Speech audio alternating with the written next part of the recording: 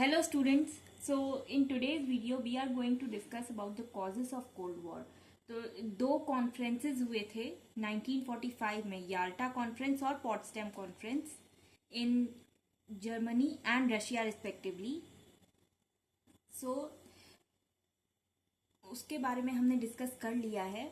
Now today we will discuss about the causes of cold war.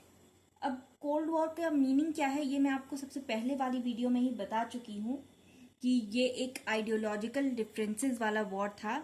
Ideological और political differences थे जो कि हुआ था यूएसएसआर और यूएसए के बीच में. मतलब USSR east bloc and USA west bloc के बीच में हुआ था ये कोल्ड वॉर. और ये जो टर्म है ये पहली बार 1947 में डिफाइन किया था बर्नार्ड बरूच ने. उन्होंने एक स्टेटमेंट में कहा था यूएसए और यूएसएसआर के स्ट्रेन रिलेशनशिप को देख करके, जो रिलेशंस वर्ल्ड वॉर के टाइम पे उन्होंने अलाइज का साथ दिया था, अलाइज को सपोर्ट किया था. मतलब अलाइज पावर के साथ एक ही साथ थे, उन्होंने जर्मनी के अगेंस्ट वॉर किया. तो लेकिन उसके बाद जो रिलेशन उनके स्ट्रेन हो गए, काफ़ी ख़राब रिलेशंस होने लगे. नॉट लाइक कि उनका लिटरल वॉर हुआ, कोई आर्म्ड कॉन्फ्लिक्ट नहीं हुई, बट उनके बीच कुछ हॉस्टाइल डिफरेंसेस आ गए. उनके आइडियोलॉजीज़ की वजह से, उनके गवर्नेंस की वजह से डिफरेंसेस जो आ गए, उसके बारे में बर्नार्ड बरूच ने कहा था. उन्होंने कहा था कि let us not be deceive today, we are in the midst of a cold war. तो इसका मतलब ये है कि एक वॉर हमें कि एक एक्चुअल लिटरल वॉर नहीं हो रहा है जो कि आर्म कॉन्फ्लिक्ट होता है, लोगों की लाइफ का खतरा होता है, लोगों को लाइफ का खतरा होता है उस वॉर में. वैसा वॉर तो नहीं हो रहा है, बट ये जो चल रहा है ये भी वॉर ही है, बिकॉज ये दोनों ही सुपर पावर्स हैं and differences between them is going to affect the entire world somehow or the other. Especially जो ईस्टर्न यूरोपियन कंट्रीज थी उन पर सबसे ज़्यादा इफेक्ट पड़ेगा. तो ये आइडियोलॉजिकल डिफरेंसेस आए कहाँ से? ये ideological differences Russian civil war 1917 में हुआ था. Russian civil war world war 1 के टाइम पे, तब से ही ये आइडियोलॉजिकल डिफरेंसेस चल रहे हैं. Because after this war Russia was convinced कि अमेरिका जो है वो कम्युनिज्म के अगेंस्ट है and Russian government was a communist government. तो और कैपिटलिस्ट, कम्युनिज्म और कैपिटलिज्म के बीच का डिफरेंस बढ़ता चला गया. एंड ये इसकी शुरुआत हुई थी रशियन सिविल वॉर के टाइम पे. बाय 1918 उन्हें रियलाइज होने लगा रशियन लीडर्स को, एंड धीरे धीरे करके ये डिफरेंसेस कुछ चीज़ों में नोटिस होने लगे. जैसे कि कम्युनिज्म के प्रिंसिपल्स डिफरेंट थे. कम्युनिज्म के प्रिंसिपल्स ये कार्ल मार्क्स की आइडियोलॉजी में बिलीव करते थे. कार्ल मार्क्स का कम्युनिस्ट मैनिफेस्टो उसमें बिलीव करते थे. एंड जो कैपिटलिज्म या डेमोक्रेसी कह लो, उनका बिलीफ अलग था. कार्ल मार्क्स का बिलीफ था कि स्टेट रूल करता है. स्टेट किसी भी गवर्नमेंट को किसी भी स्टेट को गवर्नमेंट रूल करती है. तो मतलब जो मेन स्टेट की हायर अथॉरिटी होती है उनके पास पावर्स होनी चाहिए. And according to capitalism and democracy, powers वहाँ पे रहने वाले लोगों के पास होनी चाहिए, वहाँ के सिटीजन्स के पास होनी चाहिए. तो ये आइडियोलॉजिकल डिफरेंस काफ़ी बड़ा रीज़न था फॉर कोल्ड वॉर. नेक्स्ट एक और इशू था द बर्लिन इशू. बर्लिन का इशू क्या था? तो मैंने पहले ही हमने याल्टा कॉन्फ्रेंस और पॉट्सडैम कॉन्फ्रेंस में डिस्कस किया कि बर्लिन कि जर्मनी जो है, जर्मनी को 4 जोन्स में डिवाइड किया गया था. तो उसी तरह से जो जर्मनी की कैपिटल थी बर्लिन, उसे भी 4 जोन्स में डिवाइड किया गया था, अलग अलग जोन्स में डिवाइड किया गया था. एंड बर्लिन में जैसे एक जगह पे मतलब कुछ रिसोर्सेज एक साइड पे कम थे, एक साइड पे ज़्यादा थे, एंड दो और चारों, और ये आइडियोलॉजिकल डिफरेंसेस यहाँ पर भी दिखे, because USA as a capitalist अपना साइड रूल करना चाहता था, and Russia as a communist. And next reason was Russia's activities in Poland. तो हमने ये भी डिस्कस किया था कि रशिया ने पोलैंड में एक कम्युनिस्ट गवर्नमेंट सेट कर दी थी, जबकि ऑलरेडी एक एग्जाइल में नॉन कम्युनिस्ट गवर्नमेंट थी, जिससे कि यूएसए को लगने लगा कि रशिया अपना कम्युनिस्ट मतलब कम्युनिज्म इस्टेब्लिश करना चाहता है बाकी कंट्रीज में भी।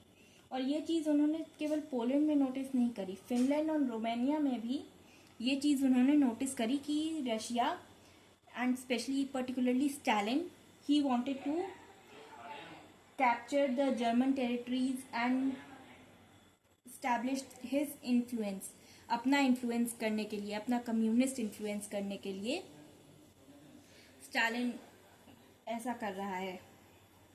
सो एंड नेक्स्ट जो बहुत ही बड़ा रीज़न था, इसके बारे में मैंने पॉट्सडैम कॉन्फ्रेंस के टाइम बात करी है कि जब पॉट्सडैम कॉन्फ्रेंस चल रहा था उसी टाइम पे अमेरिकन एयरफोर्स ने 2 एटम बॉम्ब्स गिराए हिरोशिमा और नागासाकी में, and Russia was unaware of all this. Russia को इस बारे में नहीं पता था, जिसकी वजह से एक दूसरे पर ट्रस्ट और कम होते गया यूएसए और यूएसएसआर का। Now our next topic is Truman doctrine.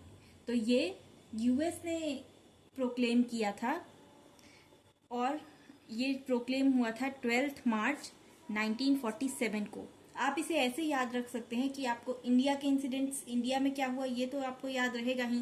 तो 1947 को में इंडिया को इंडिपेंडेंस मिली थी, एंड 12 मार्च 1930 को दांडी मार्च स्टार्ट हुआ था। तो आप ये याद रख सकते हैं, दांडी मार्च जिस स्टेट को शुरू हुआ उस स्टेट को ट्रूमन डॉक्ट्रिन प्रोक्लेम किया था, बट द ईयर वॉज 1947।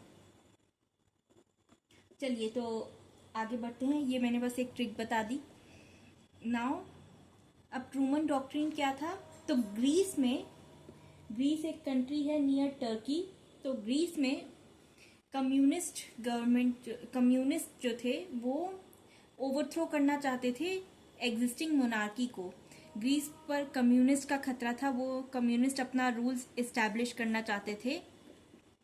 तो ये चीज़ अब ब्रिटेन के लिए पॉसिबल नहीं हो रहा था, ब्रिटेन के लिए it was hard for them to control the situation. तो उन्होंने हेल्प की अपील करी टू यूएस से हेल्प की अपील करी। तब यूएस के प्रेसिडेंट ने एक डिक्लेरेशन दिया कि it must be the policy of the US to free people who were resisting attempted subjugation by armed minorities or by outside pressure। तो उन्होंने ये चीज़ प्रोक्लेम करी। इस प्रोक्लेमेशन को ट्रूमन डॉक्ट्रिन कहा जाता है। अब इस प्रोक्लेमेशन के थ्रू उन्होंने क्या बताने की कोशिश करी कि यूएस हर उस इंसान की हेल्प करेगा जो हेल्प मांग रहा हो, जिसे हेल्प की ज़रूरत हो, यूएसए की मिलिट्री हेल्प की ज़रूरत हो, इकोनॉमिक हेल्प की ज़रूरत हो, तो उसकी हेल्प करेगा।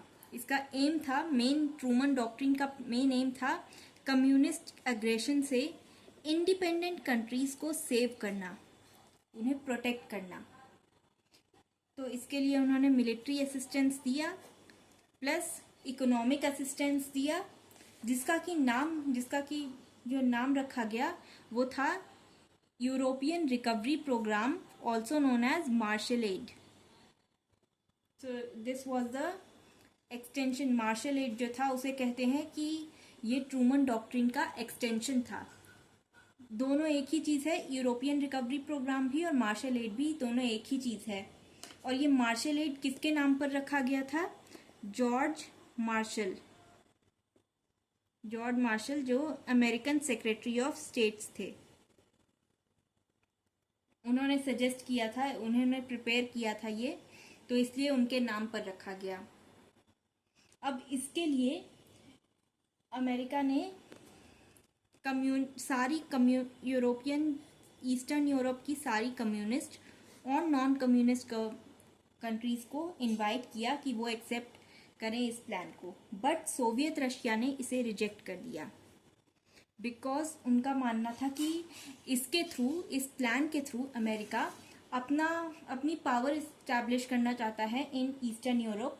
इकोनॉमिक कंडीशन का, वहाँ की इकोनॉमिक कंडीशंस खराब थी कई कंट्रीज़ की, तो वहाँ पर इस सिचुएशन का फ़ायदा उठा करके वो अपनी पावर, अपना एम्पायर इस्टेब्लिश करना चाहते हैं। तो इस प्लान को, इस मार्शल प्लान को कितनी कंट्रीज ने एक्सेप्ट किया? 17 ने एक्सेप्ट किया, जिसमें कि Austria, Belgium, Luxembourg, Denmark, France, Greece, Iceland, Ireland, Italy, Netherlands, West Germany और ट्रेस्टी थी। और ये प्लान टिल जून 1952 ऑपरेशन में रहा। सो this was all about Marshall plan. अगले वीडियो में हम मोलोटोव प्लान डिस्कस करेंगे, जो कि एक इम्पॉर्टेंट टॉपिक है।